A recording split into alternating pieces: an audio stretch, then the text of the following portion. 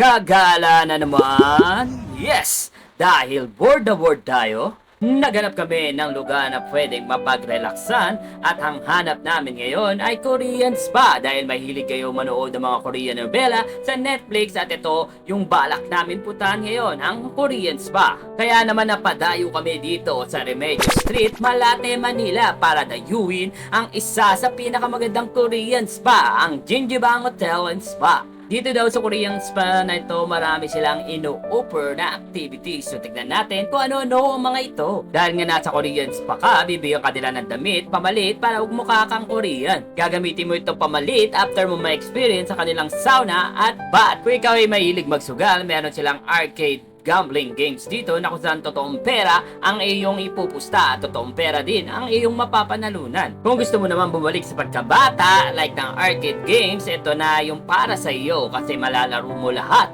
ng games na nalalaro mo nung ikay bata pa. 1,000 mahigit 2,000 laro ang pwede mong laruin dito ng libre. One to sawa.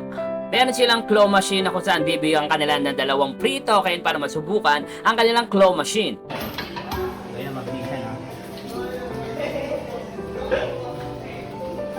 Oh, ikaw uli! Meron din silang movie room dito na kung saan pwede ka manood ng mga palabas sa Netflix. At syempre, susubukan natin yan at kaya nanood kami ng isang movie Netflix. Meron silang mga card games, board games, at marami pang klase ng games. At dahil napagod kami, nabil na namin ang aming free foods. Yes guys, tama kayo na narinig. Free foods and drinks guys kapag inabil nyo ang kanilang 12 hours package. Dumiretso kami sa kanilang golf area, billiards area, computer games area, or computer shop area. Ito ang pinakamalupit dito. Meron silang ballroom area, bar area, karaoke area, pwede ka mag-inom dito, magpakalasing, and of course, last but not the least, ang kanilang massage.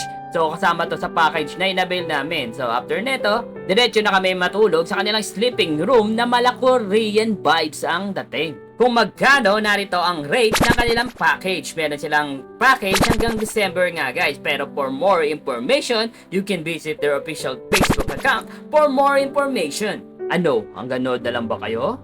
Try na yan!